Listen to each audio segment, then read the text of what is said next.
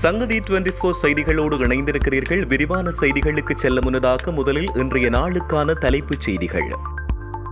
அனுர அரசாங்கத்தின் வரவு செலவு திட்டத்துக்கு ஆதரவளித்த தமிழ் எம்பி அம்பலப்படுத்திய கஜேந்திரன். கிளிநொச்சியில் 16 சிறுவர்களை பாலியல் சீண்டலுக்குள்ளாக்கிய பயிற்றுனர் கைது.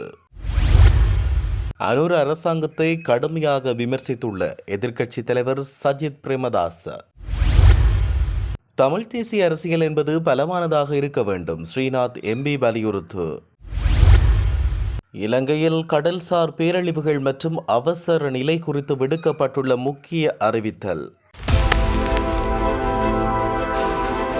உலகின் 14 நாடுகளில் இருந்து இறக்குமதி செய்யப்படும் மரக்கறி வகைகள், பழங்கள், தானிய வகைகள் மற்றும் 300க்கும் அதிகமான நந்திமார் தயாரிப்புகள் என அனைத்து பொருட்களையும் மொத்தமாகவும் சில்லறையாகவும் எம்மிடம் பெற்றுக் கொள்ளலாம்.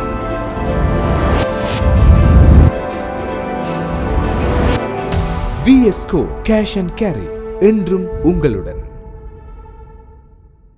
தொடர்வன விரிவான செய்திகள். மல்பத்து ஓயா திட்டத்தின் கீழ் வவுனியாவில் 1500 சிங்கள குடும்பங்களை குடியமர்த்த முயல்கிறார்கள் என்றும் இதை சுட்டிக்காட்ட முதுகிலும் பெற்ற அடைக்கலநாதன் தான் வரவு செலவு திட்டத்தின் நன்மை இருப்பதாக கூறி அதை ஆதரித்தாள் எனவும் முன்னாள் நாடாளுமன்ற உறுப்பினர் சி கஜேந்திரன் குற்றம் சுமத்தியுள்ளார். வவுனியாவில் இடம்பெற்ற நிகழ்வில் கலந்து கொண்டு கருத்து தெரிவித்த போதே அவர் இவ்வாறு தெரிவித்தார். கடந்த 2009ஆம் ஆண்டு கொடூரமான முறையில் நமது விடுதலை போராட்டத்தை அரசாங்கம் அடக்கிய போது எதிர்வரும் 50 வருடங்களுக்கு தமிழ் மக்கள் தமது இருப்பை பற்றி சிந்திக்க கூடாது என்று கருதியே கொடூரமாக செயற்பட்டது. இதே நேரம் பலர் கைது செய்யப்பட்டார்கள் என்றும் அவர் உரை நிகழ்த்திய போது பல்வேறு விடயங்களை தெளிவுபடுத்தியிருந்தார். ஆனால் இரு வேட்பாளர்களை பார்க்கின்ற போது மிகவும் மகிழ்ச்சியாக இருக்கிறது. எமது தமிழ் தேசிய இனத்தின் உரிமைக்கான குரல் வலுவாக இருக்கிறது. ஒற்றையாட்சிக்குள் தமிழ் மக்களுக்கு தீர்வு இல்லை என்பது திட்ட தெளிவாகிறது. நாங்கள் தோற்று போனாலும் ஒரு கொள்கையோடு நின்று தோற்று போனார்கள் என்ற வரலாறு படியட்டும் என்று தான் கடந்த காலங்களில் இருந்து செயற்பட்டு வருகிறோம். தமிழ் தேசிய பேரவை உதயமாகியதை நினைத்து மகிழ்ச்சி அடைகிறோம். மரணித்த மாவீரர்களின் தியாகங்களுக்கு வலிமை இருக்கிறது என்று உணர்கிறேன். அடிமையாக வாழக்கூடாது என்பதற்காக நாம் எப்படி செயற்பட வேண்டும் என்றுதான் பாடங்களை படிக்க வேண்டும். நாங்கள் பொறுப்பேற்ற முடிவுகளை எடுத்திருக்கவில்லை. மக்களுடைய இருப்பு சார்ந்து ஒவ்வொரு முடிவுகளையும் எடுத்திருப்பதாகவும் அவர் தெரிவித்தார்.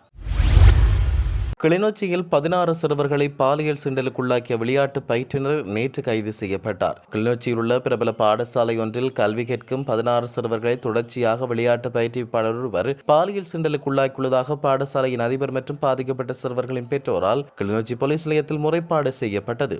இதையடுத்து கடந்த சில நாட்களாக தலைமறைவாக இருந்து வந்த குறித்த நபர் தொடர்பில் போலீசாருக்கு கிடைத்த தகவலுக்கு அமைவாக கிளிநொச்சி குற்றத்தடுப்பு போலீசார் சந்தேக நபரை கிளிநொச்சி அறிவியல் நகர் பகுதியில் வைத்து கைது செய்தனர். கைது செய்யப்பட்டுள்ள நபர் தற்பொழுது கிளிநொச்சி போலீஸ் நிலையத்தில் தடுத்து வைக்கப்பட்டு விசாரிக்கப்பட்டு வருகிறார். மேலதிக சட்ட நடவடிக்கைக்காக அவர் நீதிமன்றத்தில் முற்படுத்தப்பட உள்ளார். மக்களை பலி கொடுத்து ஆட்சிக்கு வந்த ஜேவிபி அரசாங்கத்துக்கு மக்கள் படும் இன்னல்கள் புரியவில்லை என எதிர்க்கட்சித் தலைவர் சஜித் பிரேமதாச தெரிவித்துள்ளார். நீர்கொழும்பு தேர்தல் தொகுதிக்குட்பட்ட தலவாகொடவு பிரதேசத்தில் இடம்பெற்ற மக்கள் சந்திப்பின் போதே அவர் இதனை தெரிவித்தார். அவர் மேலும் தெரிவிக்கையில், தற்போது அரிசி, தேங்காய் மற்றும் அத்தியாவசிய உணவுப் பொருட்களின் விலைகள் அதிகரித்துள்ளதோடு வரியும் அதிகரிக்கப்பட்டுள்ளது. மருத்துவமனைகளில் அத்தியாவசிய மருந்துகள் இல்லை. இவற்றுக்கு பதில்களும் இல்லை. எடுக்கும் முயற்சிகளையும் காணவில்லை. இது குறித்து சபையில் கேள்வி எழுப்பினால் 76 வருடங்கள் குறித்து குறை கூறுகிறார்கள். எங்களுக்கு தெரியும் என்று கூறுகிறார்கள். அரசாங்கத்துக்கு தெளிவான கொள்கை இல்லாமையே இதற்கு முதல் காரணமாகும். மக்கள் தமது வருமான மூலங்களை இழந்துள்ளமையால் வறுமை அதிகரித்து வருகிறது. இந்த தருணத்தில் நாட்டில் வறுமை நிலை நாளுக்கு நாள் கூடிக்கொண்டே இருக்கிறது. இந்த அரசாங்கம் ஆட்சிக்கு வருவதற்கு முன்னர் 33% மின்சார கட்டணத்தை குறைப்போம் என்றனர். எண்ணெய் விலையை குறைப்போம் என்றனர். ஆனால் எதுவும் நடைபெறவில்லை என்று அவர் குற்றம் சுமத்தியுள்ளார். தமிழ் தேசிய அரசியல் என்பது பலமானதாக இருக்க வேண்டும் என இலங்கை தமிழரசுக் கட்சியின் மட்டக்களப்பு மாவட்ட நாடாளுமன்ற உறுப்பினர் இளைய தம்பி ஸ்ரீநாத் தெரிவித்துள்ளார். மட்டக்களப்பு ஐயங்கேணியில் இடம்பெற்ற நிகழ்வொன்றில் உரையாற்றும் போதே அவர் இதனை குறிப்பிட்டார். இதன் பொழுது உள்ளூராட்சி மன்றங்களின் அதிகாரங்களை கைப்பற்றுவதன் மூலம் இந்த நாட்டிற்கு சர்வதேசத்திற்கு தமிழ் மக்கள் தமிழ் தேசியத்துடன் உள்ளார்கள் என்பதை வெளிப்படுத்த வேண்டும் என அவர் தெரிவித்தார். மேலும், நாங்கள் பல ஆண்டுகளாக உரிமைக்காக போராடிய இனம், பல இழப்புகளை எதிர்கொண்ட இனம். அந்த வகையில் எமக்கான உரிமையை பெறும் வரையில் தமிழ் தேசிய அரசியல் என்பது பலமானதாக இருக்க வேண்டும் என்றும் அவர் கூறியுள்ளார். அத்துடன் கிழக்கை மீட்க வந்தவர்கள் இன்று தங்களையே மீட்க முடியாத நிலைக்கு சென்றுள்ளதாகவும் அவர் இதன் பொழுது குறிப்பிட்டுள்ளார். இலங்கையின் கடல்சார் பாதுகாப்பை மேம்படுத்துவதையும் கடல் பேரழிவுகள் அல்லது அவசர நிலைகளில் உடனடியாக பதிலளிப்பதை உறுதிப்படுத்துவதையும் நோக்கமாக கொண்டு அவசர அழைப்பு இலக்கம் ஒன்று அறிமுகப்படுத்தப்பட்டுள்ளது. இலங்கையின் கடற்படை திணைக்களம் 24 மணி நேரமும் செயற்படும் அவசர அழைப்பு இலக்கமான 106 அறிமுகப்படுத்தியுள்ளது. இந்த இலக்கத்திற்கு அழைத்தால் பொதுமக்கள் நேரடியாக கடற்படையில் திணைக்களத்தின் செயற்பாட்டு மையத்துடன் தொடர்பு கொண்டு அவசர சூழ்நிலைகளை தெரிவித்துக் கொள்ள முடியும் என்றும் தெரிவிக்கப்பட்டுள்ளது. மேலும் இலங்கையினுடைய கடல்சார் பாதுகாப்பினை மேம்படுத்துவதை நோக்கமாக கொண்டும் கடலின் பேரழிவுகள் அல்லது அவசர நிலைகளில் உடனடியாக பதிலளிப்பதை உறுதிப்படுத்துவதை நோக்கமாக கொண்டும் இந்த அவசர அழைப்பு இலக்கம் அறிமுகப்படுத்தப்பட்டுள்ளதாக தெரிவிக்கப்பட்டுள்ளது. இனவாதம், மதவாதம் மற்றும் குலபேதம் என்பவற்றை இந்த தலைமுறையுடன் இல்லாதொழித்து விட வேண்டும் என கடல் தொழில் நீரியல் மற்றும் கடல் வளங்கள் அமைச்சர் ராமலிங்கம் சந்திரசேகர தெரிவித்துள்ளார். தமிழ் சிங்கள புத்தாண்டை முன்னிட்டு அவர் விடுத்த வாழ்த்துச் செய்தியில் அவர் இவ்வாறு தெரிவித்தார்.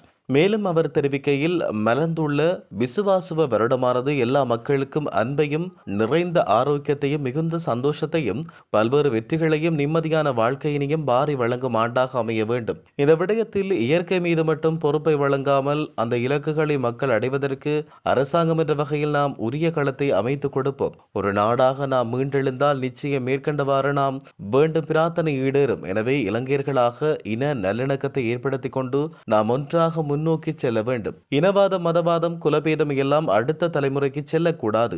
அதை இந்த தலைமுறையுடன் இல்லாதொழித்து விட வேண்டும் என அவர் குறிப்பிட்டார். பயங்கரவாத தடைச்சட்டத்தை ரத்து செய்வது குறித்து ஆராய்வதற்கு விசேட குழு ஒன்று நியமிக்கப்பட்டுள்ளது. இந்த குழுவின் தலைவராக ஜனாதிபதி சட்டத்தரணி ரியன்சி அரச குலரத்ன நியமிக்கப்பட்டுள்ளதாக நீதியமைச்சு அறிவித்துள்ளது. மே மாத தொடக்கத்தில் பொதுமக்களின் கருத்தையும் சிவில் சமூக அமைப்புகளின் கருத்துக்களையும் பெற நடவடிக்கை எடுக்கவும் சர்வதேச நிறுவனங்கள் மற்றும் சமூகங்களின் கருத்துக்களை பெற குழுவுக்கு அறிவுறுத்தப்பட்டுள்ளது. பயங்கரவாத தடுப்புச் சட்டத்தை ரத்து செய்வது தொடர்பான முதல்கட்ட கலந்துரையாடல் நீதி மற்றும் தேசிய ஒருங்கிணைப்பு அமைச்சர் சட்டத்தரணி கர்சன ஆணைக்கார தலைமையில் கடந்த 11ஆம் தேதி நீதியமைச்சில் நடைபெற்றது. தற்போதுள்ள பயங்கரவாத தடுப்புச் சட்டத்தை ரத்து செய்வதே தற்போது அரசாங்கத்தின் கொள்கை. இந்த கலந்துரையாடலின் போது நீதியமைச்சர் இவ்வாறு தெரிவித்தார். வளமான நாடு மற்றும் அழகான வாழ்க்கை என்ற நோக்கத்தோடு தேசிய மக்கள் சக்தியின் கொள்கை பிரகடனத்தில் கோடிட்டு காட்டப்பட்டுள்ளபடி பயங்கரவாத தடுப்புச் சட்டம் எதிர்காலத்தில் ஒழிக்கப்படும் என்று பிரதமர் கலாநிதி கரணி அமரசூரிய தெரிவித்தார்.